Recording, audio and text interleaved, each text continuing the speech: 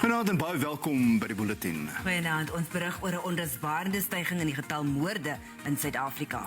Suid-Afrika vorder met rasseskrede in die tegnologiese stryd teen die coronavirus. En 'n storm maak amok in Brittanje en raak veral bedrywighede by Heathrow.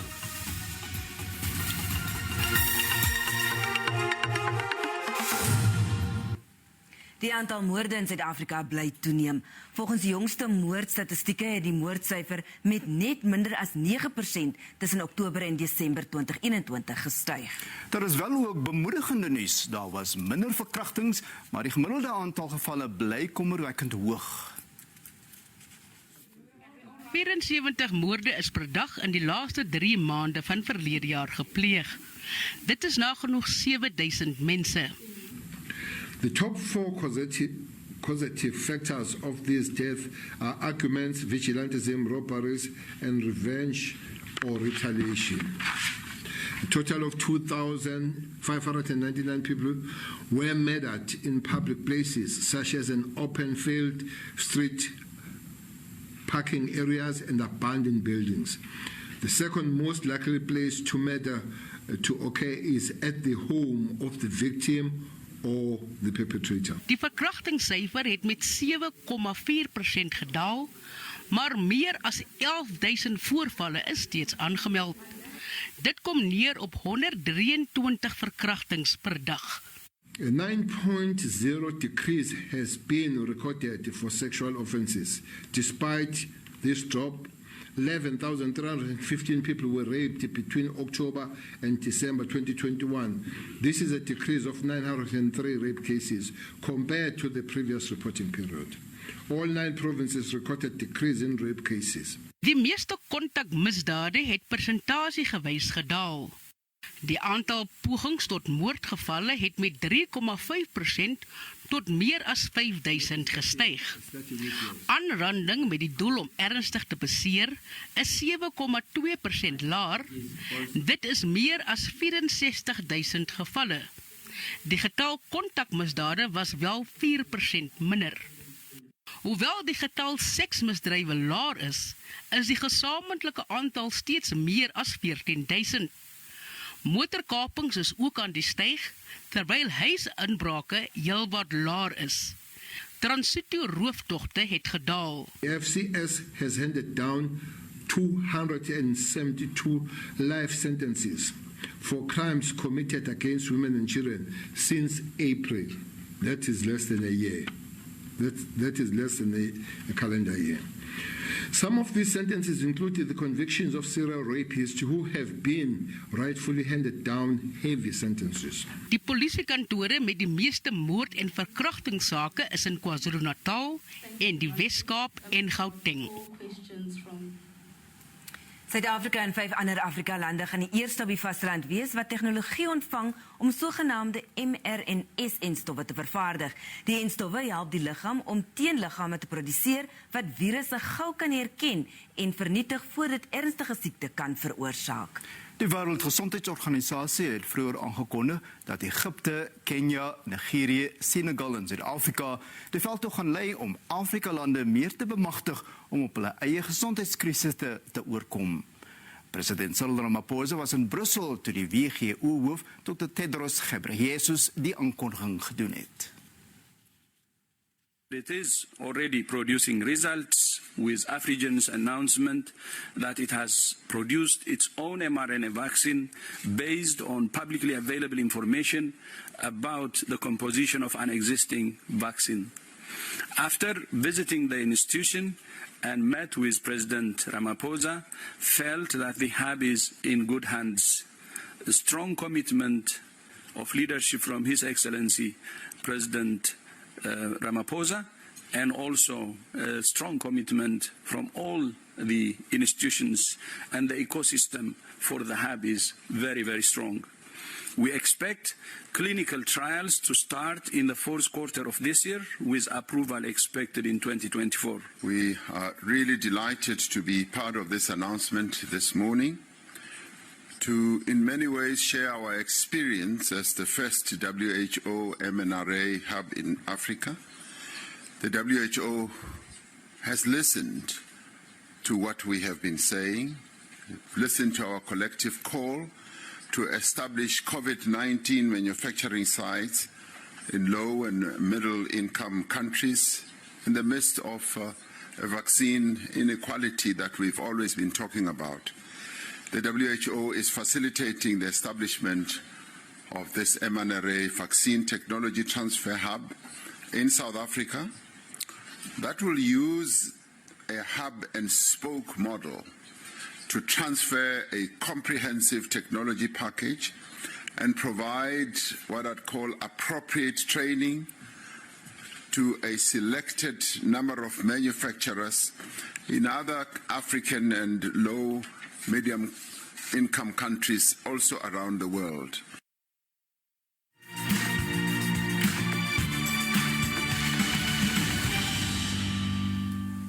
In Engeland het storm Nuus verwoesting gesaai en veroorsaak dat van die vliegtuie weens sterk wind gesukkel het om op Londen se Heathrow lughawe te land. Die weerdiens sê storm Nuus, wat in die sentrale Atlantiese Oseaan ontstaan het, kan lewensgevaarlik wees. Beeldmateriaal wys hoe inkomende passasiersvliegtuie deur rukwinde rondgeslinger word en ander wat sukkel om te land. Wind wat tot 160 km/h is aangemeld. In Cornwall het golwe die kus getref wat spuitpluime oor 'n kerk en die dakke van huise gestuur het. Die dak van die London Arena is deur die storm versnipper en beskadig. Skade het ook in dele van Nederland voorgekom. In Krakow, Pole, is 2 konstruksiewerkers dood en 2 beseer nadat swaar wind 'n 20 meter hoë huiskraan laat val het. Ligbeeldmateriaal wys hoe die huiskraan horisontaal oor die bouterrein lê met puin wat tussen motors en geboue gestrooi is. Die wind het ook aansienlike skade aan behuising en infrastruktuur aangerig. Volgens Pole se staatsbrandweerdienste het brandbestryders reg oor die land ingegryp om omgevalle bome te verwyder. Die departement het ook inwoners gehelp om daklose huise teen verdere skade en reën te beveilig. Dramatiese beeldmateriaal wat deur die Italiaanse polisie geneem is, wys hoe vlamme 'n veerboot vroeg vanoggend tussen Griekeland en Italië verswelg.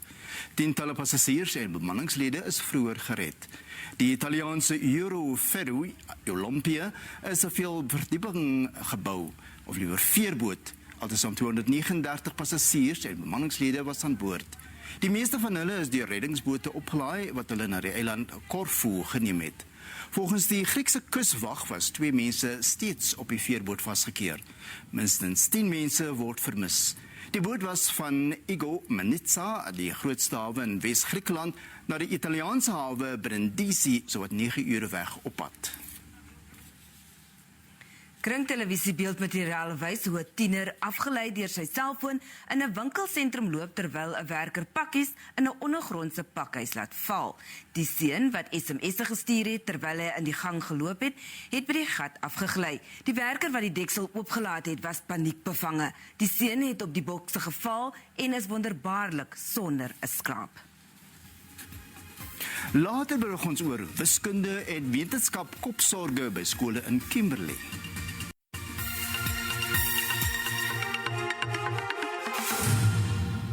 Ons gaan voort met die bulletin. Die voormalige ANC-president Mbeki sê sy party moet sy ledetal audit om van misdadigers ontslae te raak. Mbeki is al 'n geruime tyd krities oor die gehalte van partylede. Dit is 'n refrein van oud-ANC-president Thabo Mbeki, eens die 1 miljoen lede wat die party teen die einde van die 2012 Mangaung-konferensie wou hê. Mbeki het in sy toespraak aan die ANC se tussentydse provinsiale komitee gesê, die party moet sy ganse leierskap audit om te weet presies wie hulle as partylede ag. Die Vrystaatse ANC sameroeper Nxolisi Dukwana sê die oud-president is reg, aangesien die verkeerde mense die party geïnfiltreer het. We are seen as people who are not honest because we are not keeping to our promises, and we have deployed people whose main interest in many instances is just to do what they think is to serve their interest. So the ANC has actually, if we are to deal with renewal, we've got to look into the membership that we have and deal with the quality of our membership. Without that, we are not going to get this renewal process moving. Skwana Mbeki sê die ANC was nooit gereed om 'n ledetal van 1 miljoen te bewerkstellig nie. Hy sê die ANC het vandag te kampe met binnengevegte, chaos en sterftes by sy takvergaderings. We attracted to Bani Nabani and people came in and others are just criminals. And I mean, you see these things happening all over. During the PGMs and many meetings of the ANC, you've got criminal elements who would go out and disrupt this. These are people who should not be ANC members. Volgens Kosatu het die ANC-leiers wat mekaar haat en nie kan verdra nie, en dit bemoeilik sy hernuwingsproses. Some are and some are not. We have a mixture. We have a mixture of leadership. We have some who are inherently factionalist, and we have some who are working towards building unity of the movement. So, yes, there is a possibility if all of them can be able to work together. But if they cannot work together, that is not possible. Die ANC kry intussen teenkanting van diegene wat as korrup beskou word en die party vir eie gewin misbruik. In Kimberley in die Noord-Kaap het die Portefeulje Komitee oor basiese onderwys kommer uitgespreek oor die lae deelname aan wiskunde en fisiese wetenskap. Dit aangesien die provinsie sukkel om meer gekwalifiseerde wiskunde en wetenskaponderwysers te lok. Die Portefeulje Komitee oor basiese onderwys sê daar is 'n tekort aan leerlinge en onderwysers wat in wiskunde en fisiese wetenskap belangstel. It means that we are not able to encourage our learners, one, to do mathematics and physical science in school, but also to go and be teachers, you know, to go to the TVETs or to the universities and go and study to be teachers. Die provinsiale departement van onderwys erken dat dit hul grootste uitdaging is. On the one hand, you want to make sure that your pass rate is increasing, and on the other hand, we also want to make sure that our maths participation rate is increasing. So there is a fear that when you do that, you will drop the pass rate. But it is a challenge that we have to take on as a province. Die Portefeulje Komitee sê die swak deelname aan die vakke benadeel die provinsie. Our participation rate is very low. It's one of the lowest in the country, and that is the challenge. We need to get more of our learners doing maths and physics. We are trying to make sure that we increase the skills and the participation of our own educators. Die departement het die afgelope weke kiberlaboratoriums by sowat 10 skole reg oor die provinsie bekend gestel. Hulle glo dit sal help in hul pogings om wiskunde en wetenskap meer aanloklik te maak.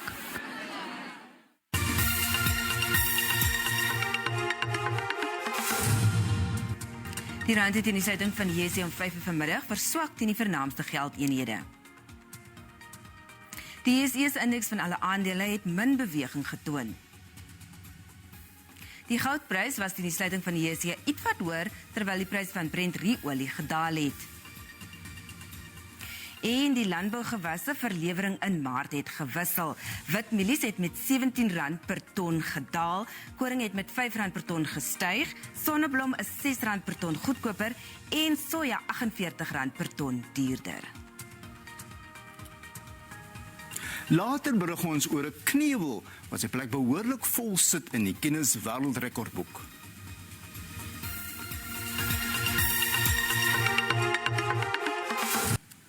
Die veelmalige Dusi-kampioen Andy Birkett en sy spanmaat David Evans het die voortou geneem in verjaar se Dusi kanoe-marathon. Die paar het die wenners van die eerste skof, Tolani Mbanjwa en Msawnkosi Mtolo verbygesteek om die tweede skof te wen.